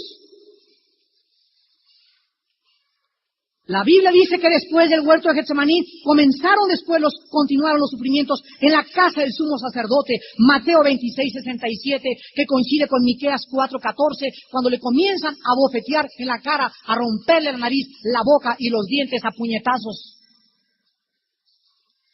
Después de todo esto, dice Mateo, el evangelista, en el capítulo 27, versículos del 27 al 31, de qué forma continuaron los sufrimientos de Cristo. Mateo 27 al 31, y dice, entonces los soldados del gobernador llevaron a Jesús al pretorio y reunieron alrededor de él a toda la compañía, y desnudándole, le echaron encima un manto de escarlata y pusieron sobre su cabeza una corona tejida de espinas y una caña en su mano derecha, e hincando la rodilla delante de él, le escarnecían diciendo, salve Rey de los judíos, y escupiéndole tomaban la caña y le golpeaban en la cabeza. Después de haberle escarnecido, le quitaron el manto, le pusieron sus vestidos y le llevaron para crucificarle. Esto coincide exactamente, herido, abatido, molido, castigado, angustiado, afligido, herido, enmudecido. Todas estas palabras tienen un gran significado. El tiempo es muy corto para estudiar cada una de ellas, pero todas describen de qué forma Dios estaba quebrantando y haciendo sufrir a su Hijo en nuestro lugar. Dice el versículo 6 que Dios cargó en él el pecado de todos nosotros. Dios cargó el pecado de todos nosotros. En otras palabras, la palabra cargar significa poner sobre algo, sobre alguien algo. Y la palabra pecado aquí significa, la palabra hebrea abón, significa rebelión, e incluye las consecuencias de la rebelión. Esto es lo que dice la Biblia. Tú has mentido, has sido un rebelde, has cometido fraude, has fornicado, has cometido adulterio, has mentido, has estafado, te has burlado, has sido hipócrita, y todos estos pecados están sobre ti en este momento. Ahí los tienes. Y si tú mueres en esta tarde o saliendo de aquí, de este lugar, con todos esos pecados sobre ti, esos pecados que están sobre ti te van a llevar a la condenación eterna. La paga del pecado es la muerte. El alma que pecare, esa morirá, así dicen las Sagradas Escrituras. Pero Dios dice que todos estos pecados, tus abortos, tus adulterios, tus traiciones, tus falsedades, todo lo que hayas hecho, lo tomó Dios y lo puso en la persona, lo cargó sobre Cristo. Y cuando tú crees en Cristo, en ese momento Él toma todo aquello que tú y yo llevábamos desde que teníamos conciencia de nuestros actos, y en la cruz Dios nos dice: ahora mi hijo ha pagado por ti, ahora mi hijo ha sufrido por ti, ahora mi hijo descargo el juicio, la maldición, mi hijo se hace maldición por tu lugar, si tan solo tú crees lo que Él hizo en la cruz por ti. ¡Qué grande salvación! ¡Qué salvación tan aparentemente compleja, secundariamente simple! Hay mucha gente que dice que nada más así porque sí, así nada más porque sí. La palabra en la cruz es locura, dice 1 Corintios 1, a los que se pierden. Y mucha gente quiere algo complicado. No. Yo me tengo que ir de rodillas al Popocatépetl, ida y vuelta. Yo tengo que cargar una cruz el día ahí en Puebla y ponerme sobre nopales y acostarme sobre espinas para que Dios me acepte. No. El mensaje de la Biblia es: por gracia somos salvos. Esto Dios te lo regala sin que te vayas al Popocatépetl, sin que te vayas a la villa, sin que comulgues, sin que te arrastres, sin que sufras, solo creyendo por la fe en la sangre del Hijo de Dios. ¿Por qué escogió Dios esta manera en la que tú y yo pudiéramos tener el cielo? Para avergonzar la sabiduría de los sabios, para destruir el intelecto humano, para que sus pensamientos fueran demostrados que no es la forma nuestra. Nuestros pensamientos es: sálvate a ti mismo. El pensamiento de Dios es: yo te salvo. Tus caminos es: tengo que hacer obras, tengo que hacer algo para aliviar mi conciencia. Dios dice: es gratuitamente. Romanos 3, 23 al 25, siendo justificados gratuitamente por la redención que es en Cristo Jesús, a quien Dios puso como propiciación por nuestros pecados, para que Él sea el justo y el que justifica por la fe en el Hijo de Dios. La Biblia nos dice, versículo 5, Él herido fue por nuestras rebeliones, molido por nuestros pecados, el castigo de nuestra paz fue sobre Él, y por su llaga fuimos nosotros curados. La palabra herido en el hebreo significa perforado. Cristo sufrió diferentes perforaciones, laceraciones, heridas en su cuerpo físico, pero hay tres cosas principales que fueron perforadas. Fue perforada su cabeza con espinas, y cuando dice aquí el profeta que iba a ser herido, significa perforación, es la palabra hebrea chalai, perforar, atravesar con algo. La cabeza le fue perforada por espinas de 3,5 pulgadas que existían en la Palestina. ¿Se imaginan ustedes toda la cabeza perforada hasta el cráneo con espinas durante más de 6 horas? Al mismo tiempo sus manos fueron perforadas, la mano izquierda y la mano derecha. Después fue perforada sus pies. Los dos juntos fueron atravesados de lado a lado. Y finalmente fue perforado en su costado por una lanza del centurión romano. Herido fue por nuestras rebeliones. Perforado fue Jesucristo por ti y por mí. Y finalmente, la Biblia nos muestra que la muerte de Cristo cubrió 2 aspectos diferentes. Uno en el área espiritual, el otro en el área física. La Biblia dice en el versículo 5, Él herido fue por nuestras rebeliones, molido por nuestros pecados, el castigo de nuestra paz fue sobre Él, y por su llaga fuimos nosotros curados. La muerte de Cristo, el látigo romano que desgajó su espalda, la cruz que le hicieron cargar, las perforaciones en su frente, en sus manos, en sus pies y en su costado, todas estas cosas y cada uno de los detalles de la sangre que salía de su cuerpo tenía el propósito revelado en la Biblia de perdonarte a ti y a mí. Dios escogió este plan para que nosotros comprendiésemos bien, en primer lugar, que la Biblia nos enseña que Cristo fue castigado para que tú y yo pudiéramos tener paz. Hace 3 días estaba platicando con un hermano en Cuernavaca y me dice: Armando, quiero contarte mi historia. Hace 5 o 6 años he sido diagnosticado como maníaco depresivo esquizofrénico. Fui a ver a un psicólogo y el psicólogo me comenzó a dar Dexotan, pastillas tranquilizantes. Me dijo: si te sientes mal, tómate esta pastilla, si te sientes mal, tómate esta pastilla, etcétera, etcétera. A los 3 años de tomar pastillas tranquilizantes, me di cuenta que mi estado se agravó. Esa paz que buscaba, esa tranquilidad, se convirtió en angustia con intentos de suicidio. Dejé de ver a ese psicólogo y fui con un psiquiatra. Y el psiquiatra me dice: pero qué bárbaro, ¿cómo ese psicólogo te recetó pastillas tranquilizantes? ¿Cuál es la solución? Mira, te tenemos que internar durante aproximadamente 2 años en el manicomio. Pero te va a costar 18 millones de pesos. Y quiero decirte que me los tienes que pagar por adelantado por si te vuelves loco.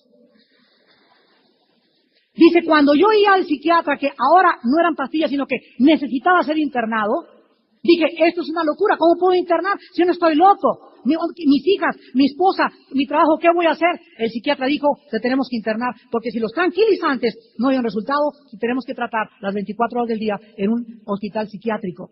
Entonces este hombre escuchó, oyó y recibió el mensaje del Evangelio de la gracia de Dios. Y escuchó en un cassette que el predicador decía: por sus llagas fuimos curados. Molido fue por nuestros pecados. Lo único que tienes que hacer es levanta las manos, los ojos al cielo y dile: Señor, perdóname. Señor, no hay nadie más que tú. Oh Cristo, sálvame. Creo en ti como el Salvador. Y la Biblia dice que en ese momento, Romanos 5:1, justificados por la fe, tendrás paz para con Dios por medio de Jesucristo, nuestro Salvador. La única forma en que una persona pueda ser colocada en una relación correcta con Dios es mediante la fe en el Evangelio de la gracia de Dios, en la sangre derramada de Jesús de Nazaret. Ese momento cambió la vida de este hermano, la transformó y me vino a visitar para decirme: ahora quiero decirte que lo que más me atormentaba, lo que no me dejaba vivir, mis problemas mentales, ahora sé que todo fue ocasionado por la culpa de mis pecados pasados. Lo que le hice a mi exesposa, me dice, yo era un alcohólico, la maltraté, abandoné a mis hijos, toda esa culpa, todo lo que le hice a mi padre, a mis hijos, a mi esposa, me atormentaba día y noche, y el diablo, aprovechándose de eso, me estaba llevando a la destrucción, al cigarro, al alcohol, a los tranquilizantes, acabando con mi vida, con taquicardias, todo. ¿Por qué? Porque el diablo viene a matar, robar y destruir. Y ahora dice: tengo paz. Ahora mis culpas han sido perdonadas. Ahora sé que Cristo llevó todo eso en la cruz por mí. Y ahora yo quiero, después de todo lo que Él hizo por mí en esa cruz, quiero vivir para adorarle, para servirle y para consagrarme los restos de mis días en su ministerio. Cristianos en esta mañana que me están escuchando, tenemos una vida para Cristo. ¿Tú crees en esta salvación? ¿La has experimentado? ¿La has recibido? ¿Por qué no respondes a lo que Él ha hecho por ti? ¿Tú has conocido los sufrimientos de este hombre? ¿Tú crees que Dios te va a perdonar por tu chula cara? Si no perdonó a su hijo, ¿tú crees que te va a perdonar a ti? Si quieres continuar viviendo como vivías antes, estás muy equivocado. La Biblia dice: fuimos salvados, redimidos, bautizados con el Espíritu Santo y liberados de Satanás para servir al Dios vivo.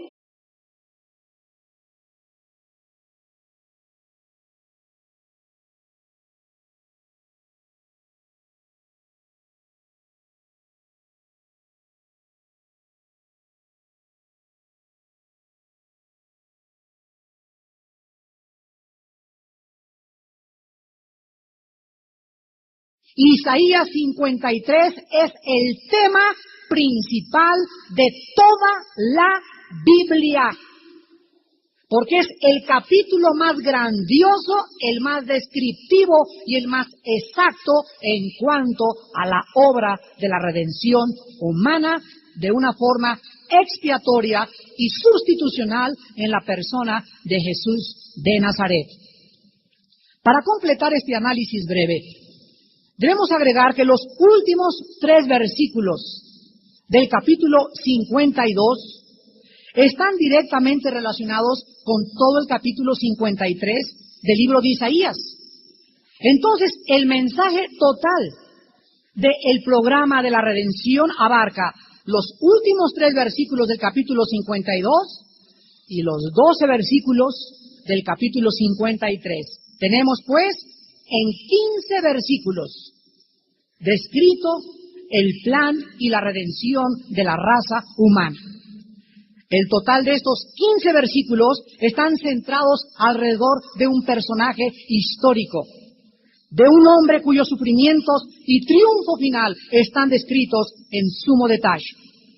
En el Nuevo Testamento se nos describe en el libro de los Hechos. Vayamos rápidamente al libro de los Hechos en el Nuevo Testamento, capítulo 8, que un día el evangelista Felipe es guiado y llevado por el Espíritu Santo junto a la carroza de un siervo político de una reina de Etiopía. Y dice el capítulo 8 del versículo del 26 al 35, del 26 al 35, un ángel le habló del Señor, le habló a Felipe diciendo: levántate y ve hacia el sur, por el camino que desciende de Jerusalén a Gaza. Gaza es ahora el territorio ocupado. Bueno, era el territorio ocupado y que ahora está ocupado por Yasser Arafat y por los palestinos. Entonces, en el camino de ahí a Jerusalén se encontraba Felipe y él se levantó y fue, y sucedió que un etíope, eunuco, funcionario de Candace, reina de los etíopes, el cual estaba sobre todos sus tesoros y había venido a Jerusalén para adorar, volvía sentado en su carro y leyendo al profeta, ¿qué cosa? Leía al profeta Isaías.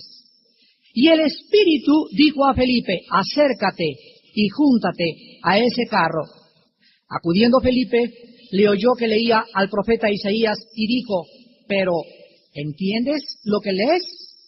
Él dijo: ¿y cómo podré si alguno no me enseñare?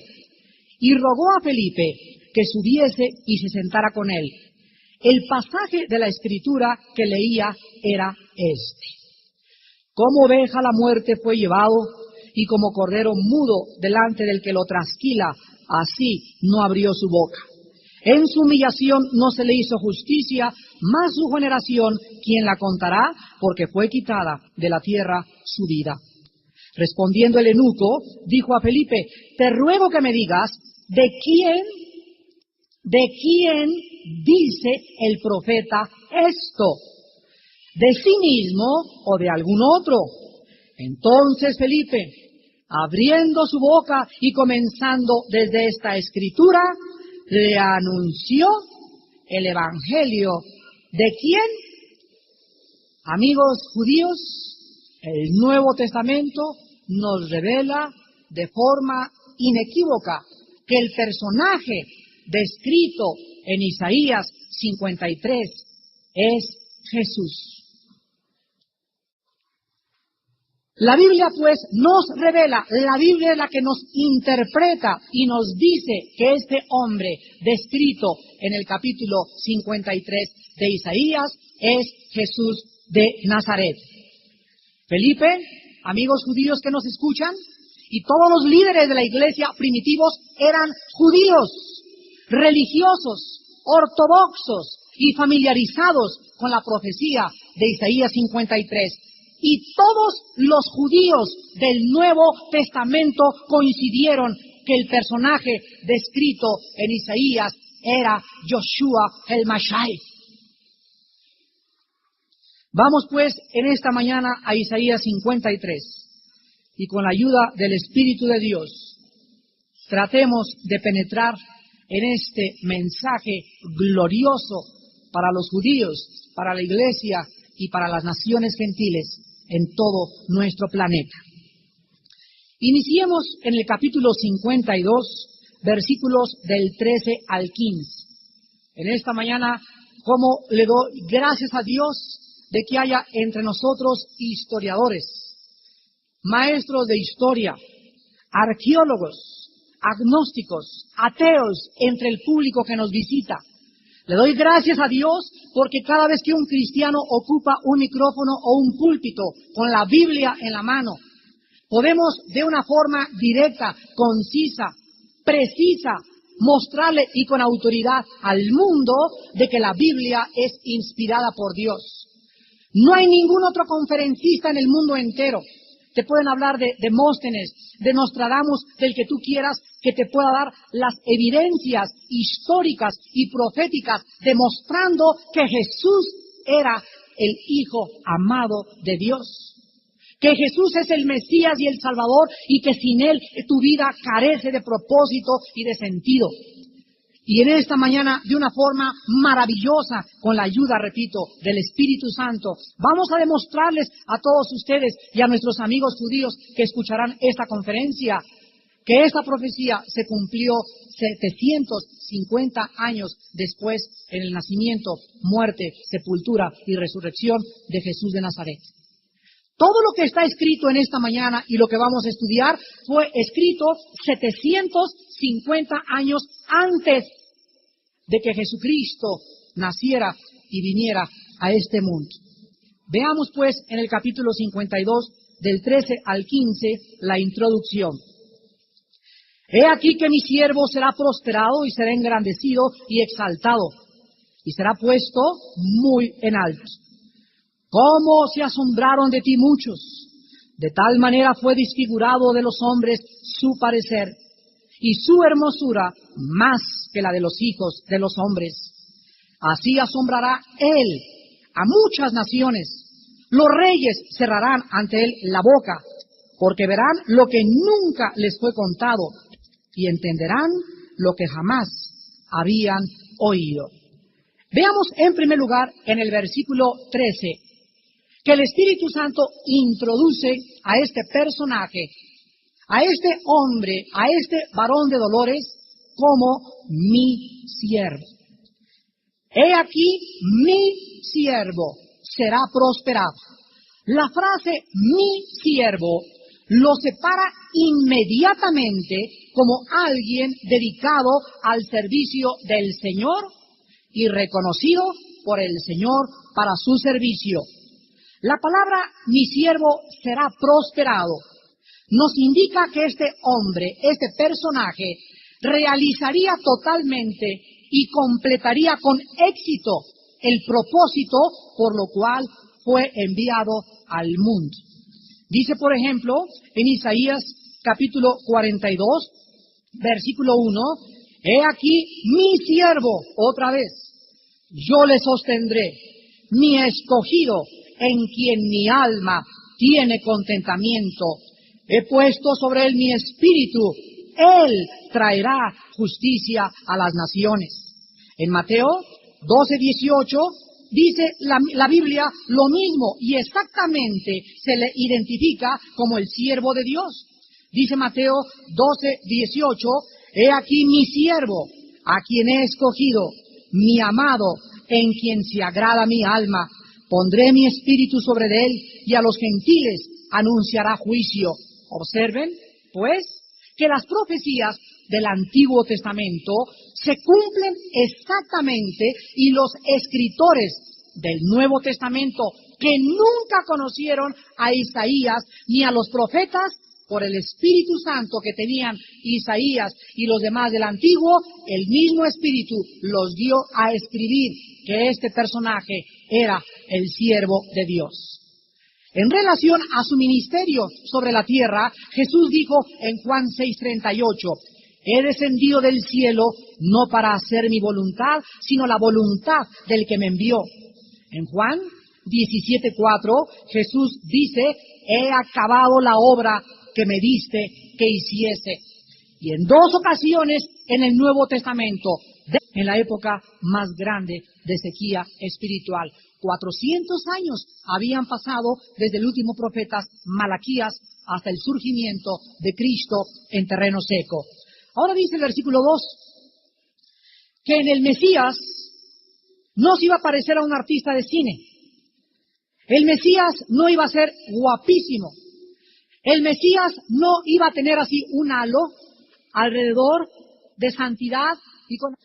La Biblia anuncia que la personalidad externa de Cristo no había en él una apariencia externa de esplendor que pudiera revelar su identidad a las personas alrededor de él.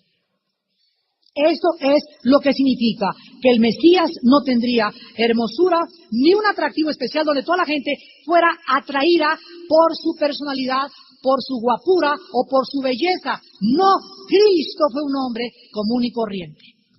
Si tú lo hubieras visto en cualquier parte, no hubieras dicho, este es el Mesías de Dios. Nadie lo pudo reconocer. La gente, al contrario, decía, ¿quién es este? Este es el hijo del carpintero. ¿No son su padre y su mamá, José y María, y sus hermanos fulano y fulano y fulano de tal? La gente no fue atraída por la personalidad de Cristo. Y cuando un hombre que le seguía descubrió que él era el personaje de Isaías 53, Pedro, Cristo se volteó y le dijo, Pedro, esto que tú me estás diciendo de que yo soy el Cristo, el ungido de Dios, no te lo reveló sangre ni carne. No fue percibido por tus sentidos naturales, te lo ha revelado mi Padre que está en los cielos. Así pues, nadie mientras Cristo caminó en la tierra le identificó como el Mesías más que a través de la revelación sobrenatural del Espíritu Santo. No había en él parecer ni hermosura, ni tenía la facha de un conquistador, ni de un santo, ni se vestía así para que todo el mundo dijera, mira nomás el hálito de gloria que tiene, ninguna de estas cosas, para que alguien pudiera reconocer en Cristo, el Hijo de Dios, del profeta Isaías y el personaje descrito en nuestro estudio, tendría que ser por la fe en su obra en la cruz del Calvario. Ahora, dice el versículo 3, despreciado y desechado entre los hombres, varón de dolores, experimentado en quebrantos, y como que escondimos de él el rostro, fue menospreciado y no lo estimamos.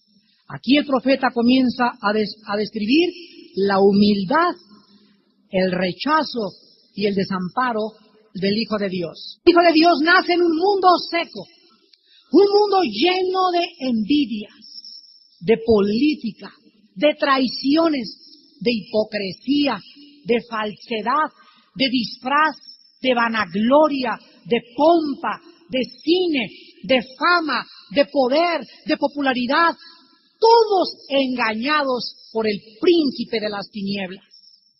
Y este hombre desde que nace al mundo se caracteriza en que desde que nace es rechazado y despreciado y comienza su alma a experimentar el pecado y la traición del mundo en que tú y yo vivimos. Desde que estaba en el vientre de su madre, María cargando a ese santo ser en su vientre y en su matriz, comienza a buscar quién en esa época pudiera tener compasión, misericordia, para abrirle la puerta, para por lo menos en la cruz roja y dejar que se acostara y que naciera ese ser. Pero cuando ella y José tocaron en las casas y en las puertas y en las hosterías y en los hoteles de esa época, igual que en la nuestra, el mundo estaba demasiado ocupado, pensando en sí mismos, en sus propios deseos, en su propio egoísmo, y todos le cerraron la puerta y se quedó en la calle María y José, y el único lugar que encontraron para que ese santo ser, el Mesías, el Redentor, tu Salvador y mi Salvador, naciera en el lugar más pobre que jamás un ser humano ha nacido, en un pobre, humilde, sucio y maloliente pesebre en medio de las vacas y de los toros y los becerros. Su enfermera fue una vaca. El doctor ginecólogo fue un toro. Los que le trajeron flores al hospital Mosel o al hospital de México fueron simples pastores. hombres marginados que vivían del ganado y que vivían en una forma sencilla de corazón, teniendo paz en sus hogares. Ahí nació y ahí se manifestó el Mesías para que se cumpliera la profecía, despreciado y desechado entre los hombres. Y así Jesús creció hasta los 30 años que inicia su ministerio, y en los 30 años se agrava el desprecio, el desecho, la persecución, el quebranto y el dolor sobre su vida. Y todo lo hizo porque Dios te ama.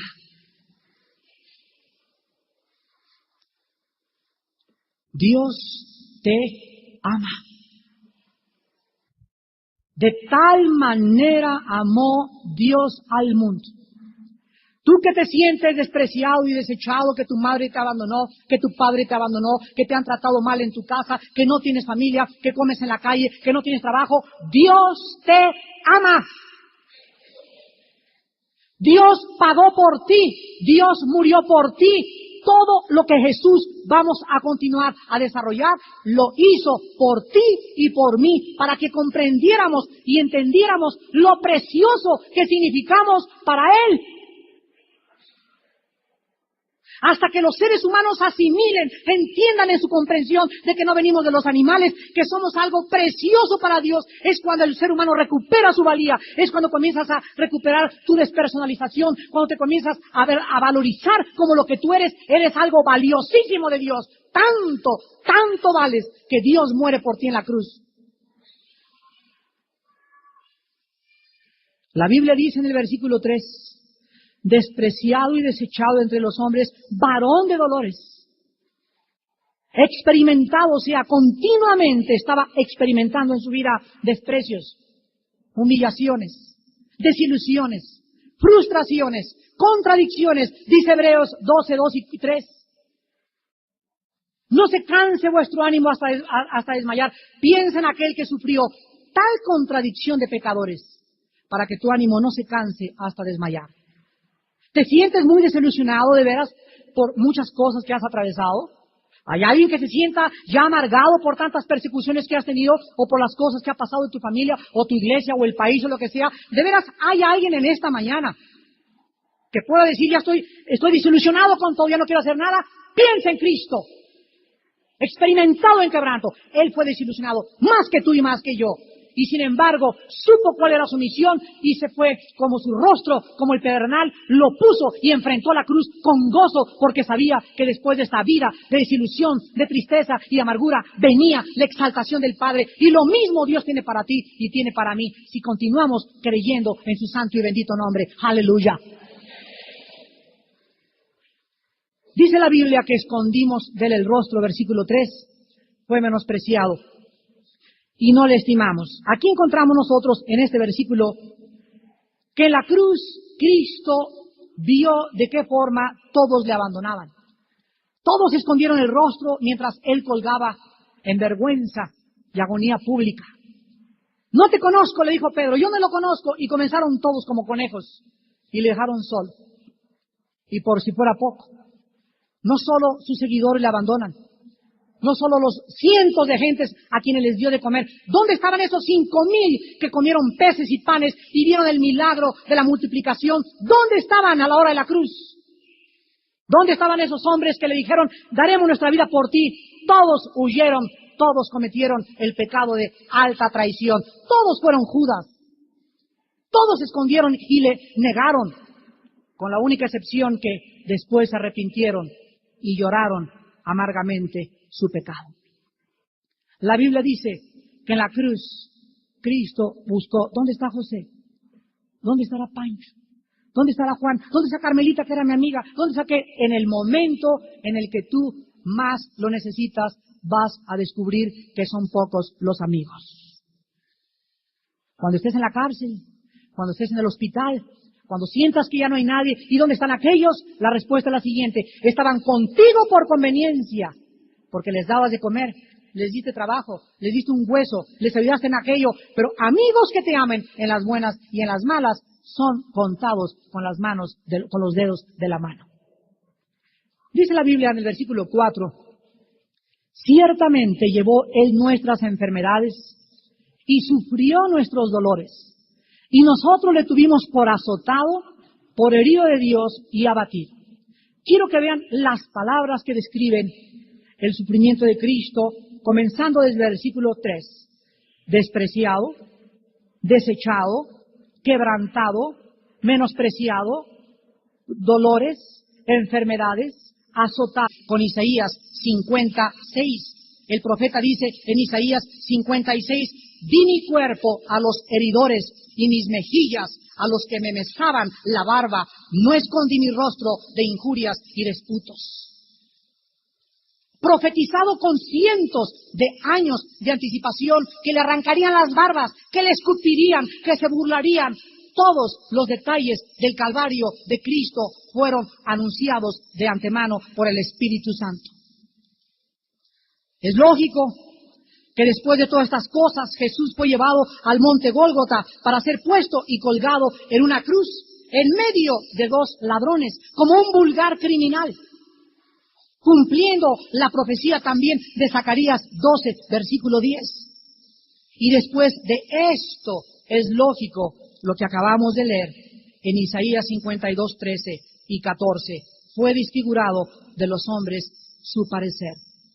Isaías profetizó que los golpes, los escupitajos, las espinas, la sangre que corría sobre los párpados de Cristo y el acontecimiento de la cruz del Calvario desfiguraría totalmente el rostro del Hijo de Dios.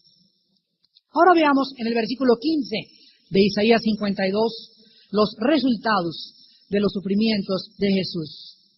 Así asombrará él a muchas naciones, los reyes cerrarán ante él la boca porque verán lo que nunca les fue contado y entenderán lo que jamás habían oído. La palabra asombrar es muy curioso que en el original hebreo sea la palabra que se usa en Levítico y en Números como rociar. En otras palabras, si tú lees la Biblia en hebreo, dice, así rociará él a muchas naciones. Es la palabra hebrea nazá, con Z y H al último, que se tradujo salpicar o rociar más de 20 veces en Éxodo, Levítico y Números, denotando siempre la purificación resultante de un sacrificio. ¿Qué es lo que dice Isaías? Que la muerte del Mesías salpicaría. ¿Qué fue lo que salpicó Cristo? La sangre. En otras palabras, esa muerte del Mesías, esa sangre que salió de él, podría purificar a las naciones gentiles del mundo entero. La palabra naciones se refiere a las naciones gentiles, y aquí se profetiza que la mayoría de las naciones del mundo conocerían acerca de la muerte y sufrimientos de Jesús. Dice el versículo, asombrará a muchas naciones. Reyes cerrarán ante la boca porque verán lo que nunca les fue contado y entenderán lo que jamás habían oído. Díganme ustedes, ¿qué nación en el mundo no conoce la historia de Jesús Nazareno?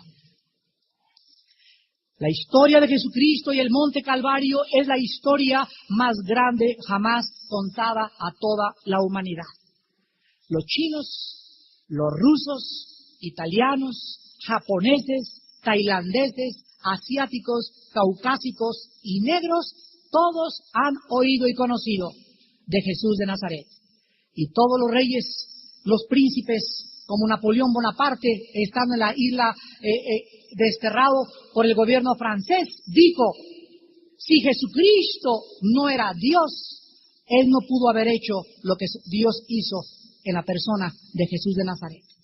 Las palabras de Napoleón Bonaparte, las palabras de Blaise Pascal, el gran científico, las palabras de Isaac Newton, Jesucristo es el centro de la historia de la humanidad. Albert Einstein dijo, no es posible que un universo haya podido ser dados echados por Dios. Dios no juega a los dados, en todo hay un centro, y el centro de la historia es Jesucristo. El centro de la historia es Jesucristo. Los días los contamos a partir de Cristo. Fue tan grande el impacto de Cristo en la historia que dividió la historia humana antes y después de Cristo. Así se cuenta la historia aún en China. La Biblia dice, los reyes cerrarán su boca y asombrará a muchas naciones. Ahora vayamos al capítulo 53 y veamos en los primeros 3 versículos la descripción detallada de los sufrimientos y la obra de Cristo en la cruz del Calvario. El capítulo 53, en el versículo 1, se inicia con una advertencia. Y dice la Biblia, ¿quién ha creído a nuestro anuncio y sobre quién se ha manifestado el brazo de Jehová? Esta profecía mesiánica se inicia advirtiendo contra el peligro de que este mensaje dado por Dios en esta mañana te advierte que este mensaje que proviene de su Espíritu sea recibido por muchos con incredulidad. ¿Quién ha creído este anuncio? ¿Quién ha creído la historia de Jesús de Nazaret? Los que se salvan es poder de Dios, pero para los que se pierden les es locura, dice 1 Corintios 1:18. Para nosotros que hemos creído en el mensaje de que alguien hace 2000 años pagó por nosotros en una cruz, ha representado y significa el poder de Dios, porque nos ha transformado. No nos ha hecho perfectos, no lo hemos alcanzado, estamos todavía llenos todos los cristianos. Es un hospital la vida cristiana de debilidades y de personas que están siendo restauradas y rehabilitadas. Pero dentro de nosotros traemos la esperma, traemos la simiente divina implantada por Dios, que cuando caemos nos levanta y te empuja y no te deja tirado, por cuanto en Él pusiste tu confianza y creíste en Jesús de Nazaret como tu Señor y Salvador. Pero para los que no han creído, para los que han dicho, Jesús es igual que Hare Krishna y que los grandes iluminados de la historia, para ellos nunca pasará de ser un simple gurú, un simple profeta, un simple buen hombre, como Confucio o Buda o Mahatma Gandhi, buenos hombres, pero estás perdiendo el centro. Jesús fue el que pagó por tus pecados y por mis pecados en una cruz. Ahora dice que este siervo de Dios, en el versículo 1 de Isaías 53, ¿sobre quién se ha manifestado el brazo de Jehová? Este siervo es descrito aquí como el brazo del Señor. Esta frase denota el poder de Dios interviniendo a favor de su pueblo. Cuando la Biblia dice el brazo de Jehová está dispuesto para esto, significa que el poder de Dios está a tu favor. Todo esto fue cumplido en la persona de Jesús, quien vino a revelar a Dios, a traer salvación, sanidad y liberación. Dios quiso, con su brazo así, salvar el mundo. Y ese brazo que Dios usó para rescatarnos, protegernos, liberarnos y sanarnos, era el brazo de Jehová, era Jesús de Nazaret. Y esto se demuestra en Hechos 10:38. Donde dice que Jesús de Nazaret anduvo sanando y liberando a todos los oprimidos por el diablo, porque Dios estaba con él. ¿Cómo ungió Dios a Jesús Nazareno? Pero la Biblia dice en Juan 2 que se cumple la advertencia del versículo 1, porque en Juan 12 la Biblia nos muestra que no todos creyeron en él. Dice Juan 12:37 al 38. Pero a pesar de que había hecho tantas señales delante de ellos, no creían en él, para que se cumpliese la palabra del profeta Isaías que dijo, ¿quién ha creído a nuestro anuncio y a quién se ha revelado el brazo del Señor?